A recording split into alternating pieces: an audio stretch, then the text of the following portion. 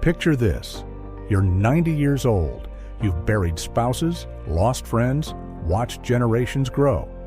And in those final quiet moments, one truth emerges crystal clear. You realize everything you worried about meant nothing. Everything you postponed was a mistake. And the only thing that ever mattered was right in front of you the whole time. What if I told you that you don't have to wait until you're 90 to learn this? Death has been my greatest teacher, not in a morbid way, in the most beautiful, life-affirming way possible. Today, I'm sharing 12 lessons that completely transformed how I live, love, and spend my precious, limited time. By the end of this video, you'll see your life differently. You'll feel more alive than you have in years, and you'll know exactly what to do about it. But here's the thing.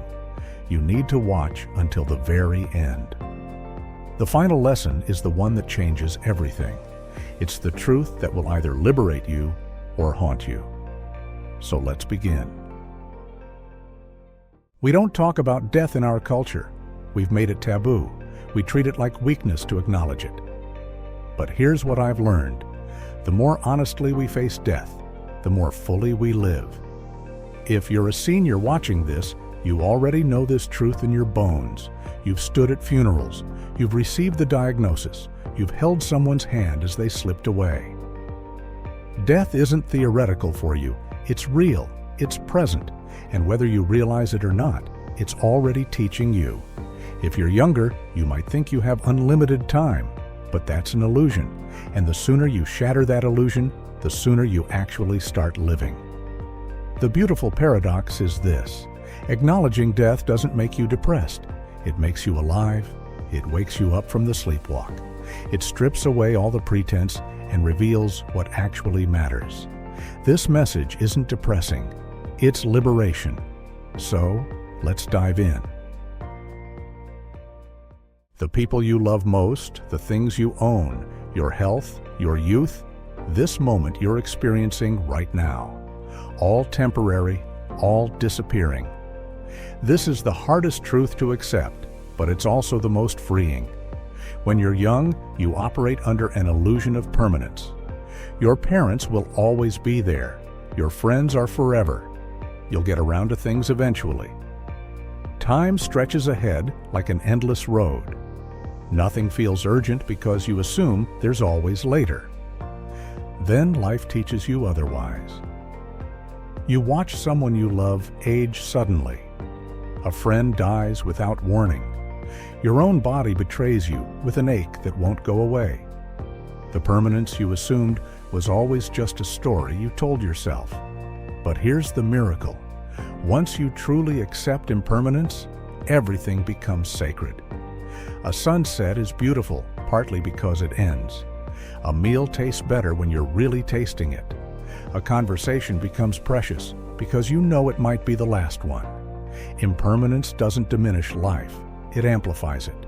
It makes every single moment luminous. You stop taking people for granted. You notice more. You appreciate more. You cling less. You let go easier. You say I love you more often. You forgive faster. You laugh louder. The temporary nature of life becomes not a curse, but an invitation to really show up for it. Think about the things you've lost. Not with sadness, but with gratitude. They were here. You experienced them. You were changed by them. That matters. That's real. And knowing they won't last forever makes them all the more precious. When you strip away everything else, when you face the reality of death, relationships are the only thing that has meaning. Researchers have studied people at the end of their lives. They've asked them about their deepest regrets. You know what they never say? I wish I'd worked more. I wish I'd made more money. I wish I'd bought more stuff. I wish I'd been more successful. Never. What they say is, I wish I'd spent more time with the people I love. I wish I'd told them how much they meant to me. I wish I'd fixed that broken relationship. I wish I'd been more present. It's always about love and connection. Always. Career success means nothing if you're facing death alone. Money is worthless when you need a hand to hold. Possessions become burdensome when what you're craving is a conversation with someone who knows you deeply. Death reveals what we've known all along. We're relational beings. We're made for connection. We need to be loved and to love. Everything else is secondary. The tragedy is that we live most of our lives forgetting this. We get caught up in work. We maintain obligations. We hold grudges. We let people slip away. We assume there's always more time, but death teaches us there isn't always more time. Sometimes last conversations are last conversations. Sometimes people die before you get to say you're sorry. Sometimes relationships that matter most are the ones you've neglected. Don't wait for a wake-up call. Look at your relationships right now. Are you cherishing the people who matter most? Are you expressing love? Are you making time? Are you repairing broken connections? Or are you postponing this until someday? Someday might not come. Make one call today. Send one message. Say one thing you've been holding back. Schedule one real conversation. This is where life actually happens. In connection, in love, in presence. You can make more money, you can buy new things, you can acquire status and achievement, but you cannot make more time. Time is the only truly non-renewable resource. Every second that passes is gone forever. And yet, most people waste it like it's infinite. Young people squander time because they believe they have unlimited quantities of it. They scroll for hours. They get caught in drama. They say yes to things they don't care about. They postpone what matters. They tell themselves, "I'll do it later." But there is no later. There's only now, and the next now, and the next, and that's it. Older people feel the weight of time differently. You've watched years fly by. You know how quickly decades disappear. You understand in your body that time is finite. This knowledge is either your greatest curse or your greatest gift, depending on how you use it. Let's use it as a gift. When you truly understand that time is limited, everything changes. You become fiercely protective of it. You say no to things that don't matter. You become ruthless about priorities. You stop doing things you hate just because you should. Life's too short for that. You invest time in what actually matters. Quality conversations instead of small talk. Deep presence with people you love instead of surface time with people you don't care about. Work that's meaningful instead of work that's just a paycheck.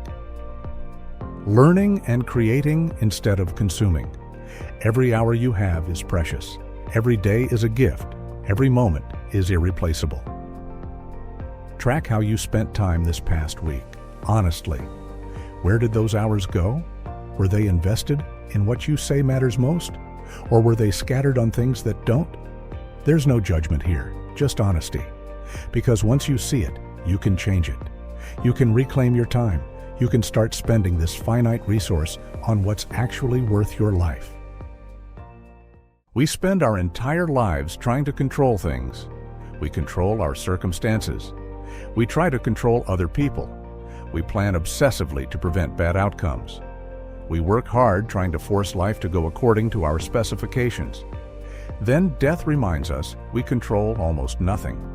You can eat healthy and exercise and take vitamins and see doctors, but you still cannot control when you die. You can love someone deeply and do everything right, but you cannot control whether they stay or whether they leave or whether they die before you do. You can work hard and make good decisions and be smart, but you cannot control outcomes. This truth is terrifying. It's also liberating. Once you accept that you control almost nothing, you stop wasting energy trying to control everything. You stop the constant low-level anxiety about preventing bad things. You stop the exhaustion of trying to manage the unmanageable. You get to choose what you actually control: your responses, your choices, your attitude, how you spend your time, who you love, what you value, the kind of person you become. That's your domain. Everything else is surrendered. This shift from trying to control life to accepting life transforms everything. Your shoulders drop. Your breathing eases. Your mind becomes clearer. You become more creative and more responsive because you're not locked in a futile battle with reality. You can make plans, but lightly. You can work toward goals, but without attachment to outcomes. You can take care of yourself, but without the illusion that you're preventing death. You can love people, but without the need to control them. Control was always an illusion anyway. You were never as in charge as you thought. But now, accepting this liberates you to actually live instead of constantly trying to defend against life. Right now, this breath, this heartbeat, this exact moment, this is your life, not yesterday, not tomorrow, now. Yet most people spend almost no time actually present for their own lives. They're mentally time traveling, rehashing the past, worrying about the future, planning ahead, remembering, regretting, anticipating. Anywhere but here. While life is happening now. Think about the times you've been most alive, most happy, most at peace. I'll bet you were present, fully present, not thinking about other things, not divided, completely here. That's presence. That's what it feels like to actually live. When you're with someone dying, you become intensely present. There's no mental wandering. Every word matters. Every expression matters. Every moment matters because you know it might be the last one. There's a clarity and intensity that's almost tangible. Imagine living that way all the time. Not in grief or fear, but in appreciation and presence. Fully here, fully engaged, really tasting your food, really hearing what people say, really seeing the world around you, really feeling your own life happening. This is what death teaches. Be here now. Not as a spiritual platitude, but as practical instruction for how to actually live. The past is gone. It's only memories. The future hasn't arrived and might never come. Now is the only reality. Now is where life is. Now is where joy is. Now is where connection happens. Now is where you either live or miss your own life entirely. You could die in 5 minutes. I don't say that to frighten you, but to wake you up. Is this how you want to spend your remaining time? Lost in thought? Or present and alive? Practice presence today. When you're eating, really taste. When you're with someone, really listen. When you're walking, really see. When you're breathing, really feel. Pull your attention back from mental time travel repeatedly. This is practicing being alive. This is practicing living. People hold resentment for years, decades, sometimes their whole lives. They replay hurts, they maintain anger, they nurse bitterness. They think they're punishing the other person. They're actually punishing themselves. Life is too short for this. Death makes this obvious. You know what happens when someone dies? All the grudges you held against them become pointless instantly. The thing they did that hurt you so badly doesn't matter anymore. The words they said that stung, they're just sounds now. The fact that they never apologized or acknowledged the hurt, irrelevant. And you're left with regret that you wasted so much of your precious, limited time on anger instead of connection. Deathbed forgiveness is common. People who couldn't forgive for decades suddenly let it go when facing death. Why? Because death clarifies what matters. And grudges don't matter. Connection matters. Love matters. Peace matters. Don't wait until you're dying to learn this. Forgive now. Let go now. Release the anger now. You're not forgiving them for their sake. You're forgiving them for yours. You're freeing yourself from carrying resentment that only weighs you down. This doesn't mean allowing ongoing harm. You can forgive and maintain boundaries.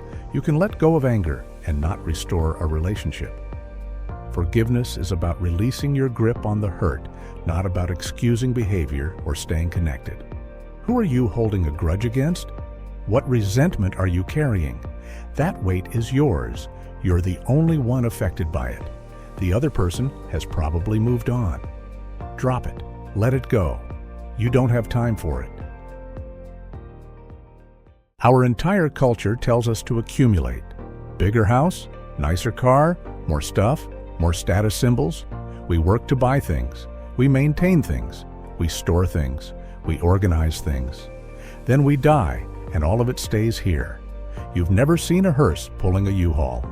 Everything you own will be sold, given away, or thrown out. Your house becomes someone else's. Your car gets scrapped. Your possessions get donated or dumped. None of it matters at the end. But your experiences, your memories, the people you loved and who loved you, the places you went, the things you learned, the person you became, that's what's real. That's what's eternal. That's what makes life worth living. Think about your best memories. Are they about things you owned, or are they about experiences?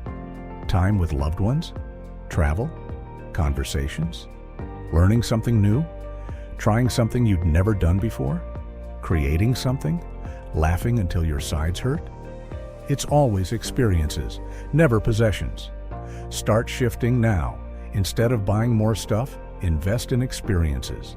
Travel, learn, try new things, spend time with people, build memories while you can. These are the riches you actually keep. These are what make a life full and rich and meaningful. Some possessions enable experiences. A musical instrument enables music making. A bicycle enables riding. Books enable learning. A kitchen enables cooking and sharing meals. These possessions have value because they facilitate living. But possessions as status symbols or for the sake of accumulation, they're revealed as empty at the end. What experience have you been wanting to have? What place have you wanted to go? What skill have you wanted to learn? What adventure have you been postponing? Stop postponing. Invest in experiences. These are what you get to keep. People spend decades performing, being who others expect, hiding their true selves, seeking approval, conforming to fit in, betraying their own truth to please people or avoid judgment. They think they're playing it safe. They're actually missing their own life. When you're dying, performance becomes impossible. The mask drops. Only truth remains. And you see with crystal clarity that you wasted time being fake when you could have been real. You hid parts of yourself that deserved expression. You dimmed your light to make others comfortable. You lived someone else's life instead of your own. That's the tragedy at the end. Not that you failed at something, but that you never actually tried to be yourself. You're going to die anyway, so why not be yourself? Why not say what you think? Why not pursue what matters to you? Why not express yourself fully? Why not let people know who you really are? The risk of authenticity is nothing compared to the certainty of death. Many people report that around 60 or 70, something shifts. They stop caring what others think. They stop performing. They become themselves fully. This should happen at 20, not 70. This should happen now. Who are you when nobody's watching? What do you really think? What do you really want? What parts of yourself have you been hiding? What truth have you been denying? What is your authentic self trying to express? Let it out. Be yourself. The people who matter will love you more for it. The people who don't like the real you weren't your people anyway. And you get to spend your remaining time being actually present in your own life instead of acting in someone else's play. Here's the truth that death reveals. People don't regret what they tried and failed at. They regret what they never attempted. Fear of failure stops countless dreams. You want to try something, but you're afraid. Afraid of looking foolish. Afraid of failing publicly. Afraid of judgment. So you don't try. And then death approaches, and you realize that was the real failure. The regret of not trying is permanent. If you try and fail, you learn, you grow, you have a story. You have wisdom earned through experience. If you never try, you carry forever the wondering about what might have been. That wondering is worse than any failure. Every person facing death speaks about regrets they carry. And they're almost never about failures. They're about dreams they never pursued, risks they never took, things they never attempted. The tragedy isn't that they failed. The tragedy is that they never tried. Failure is temporary and instructive. Every failure teaches something, builds character, becomes wisdom. Failure isn't waste. Not trying is waste. What are you not trying? What's the dream you're afraid to pursue? What's the conversation you're avoiding? What's the risk you won't take? What's the thing you say you want, but never actually attempt? Death teaches you to try now. Failure is fine. It's temporary. It's instructive. Regret is tragic. Regret lasts forever. You're dying anyway. Might as well risk failure. Might as well try. Might as well go for it. The worst that happens is you fail and learn something. The worst that happens if you don't try is you die wondering what might have been. Modern life is absurdly complex. Packed schedules, endless obligations, financial complexity, relationship drama, constant stimulation, infinite things demanding your attention. We think this busyness means we're really living. Death shows us we're actually missing life. When people face death, they simplify instinctively. They eliminate complexity, they stop caring about status, they release possessions, they clarify priorities, they focus on essentials. Suddenly, simple becomes desirable. Suddenly, what matters is obvious. Why wait until you're dying to simplify? Start now. Fewer possessions means less to maintain and organize. Fewer commitments means more time for what matters. Fewer complications means less stress. Simple creates space. Space creates freedom. Freedom creates the possibility of actually living. Simplicity enables presence. When you're not managing complexity, you can actually be present. When you're not drowning in obligations, you can connect deeply. When you're not distracted by clutter and noise, you can think clearly. What can you simplify today? What possessions can you release? What obligations can you drop? What complications can you eliminate? What simplifications would create the most freedom? Every simplification creates more life, more time, more presence, more freedom, more possibility. Death reveals that simple is enough. Simple meals taste better. Simple relationships are deeper. Simple days are fuller. Simple lives are richer. This isn't deprivation. This is having space to breathe, having time to connect, having freedom to be present. When everything else falls away, when you strip away achievement and possessions and status and image, one thing remains as the point of existence: love. Love is what you remember at the end. You remember who loved you, who you loved, the kindness shown and received, the connections made, the hearts touched, the moments when you felt seen and valued and held. Love is what others remember about you. When you die, people don't reminisce about your job title or your accomplishments or your possessions. They remember how you made them feel, whether you loved them, whether you were kind, whether you were present for them. Love is your legacy. Love is the most powerful force in existence. It heals, it transforms, it connects. It makes life meaningful. It makes suffering bearable. It's the antidote to loneliness, fear, and despair. And yet so many people die with love unexpressed. They felt it, but didn't say it. They wanted to show it, but held back. They assumed people knew. They were too afraid, or too shy, or too guarded. Death teaches, say it, express love, show it. Don't assume people know.